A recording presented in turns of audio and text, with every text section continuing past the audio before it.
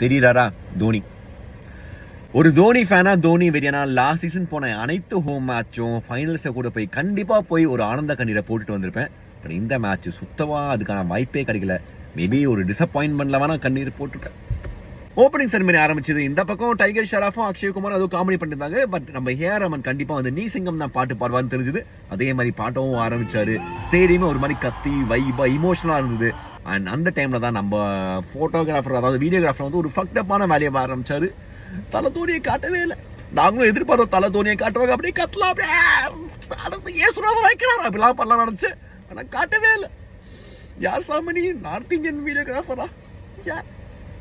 அடுத்தபடியாக MS தோனி ஃபேனா கண்டிப்பா டிசப்பாயிண்ட் ஆக போறேன்னு நேரம் வந்தது. டாஸ்கான நேரம் வந்தது. மகேந்திர சிங் தோனி அப்படின்னு பதிலா ருத்ராஜ் கெய்க்வாட் அப்படின்ட்டாங்க. நான் போறேன். அடுத்தபடியாக RCB அணி மலபலான விக்கெட்டை விட்டாலும் ஒரு தோனி ஃபேனா ஒரு பொன் சிரிப்பு. அந்த அண்டராம் த்ரோல அப்படியே ஒரு விக்கெட் ரன் அவுட் பண்ணி விட்டது. உன்னை இப்பெல்லாம் பார்த்து எவ்வளவு நாள் ஆச்சு அண்ணாமலை, ஜாலியா இருந்துச்சு. கடைசியாக சென்னை அணி நல்லாவே ஆரம்பிச்சது. ஓகே, வாய் வைக்க வேணாம், கண்ணு வைக்க வேணாம் நினைச்சோம். அப்புறம் வந்து 1 டவுன்ல ஒருவர், 2 டவுன்ல ஒருவர், 3 டவுன்ல ஒருவர் நினைச்சோம். விக்கெட்லாம் மலமலாம் சரியா அமைச்சிருச்சு. அதுக்கப்புறம் பார்த்தா 2 பேரும் நல்லா சுதாரிச்சு ஆரம்பிச்சிட்டாங்க. அப்புறம் விக்கெட்டே போகாம விக்கெட் அப்புறம் கத்த ஆரம்பிச்சிட்டோம். வீவான் தோனி கத்த ஆரம்பிச்சிட்டோம். கடைசிக்கு வரவே இல்லை. கடைசியாக தோனி இன்ட்ரோ பார்க்கல, அந்த இன்ட்ரோடக்ஷன் பாட்டும் பார்க்கல.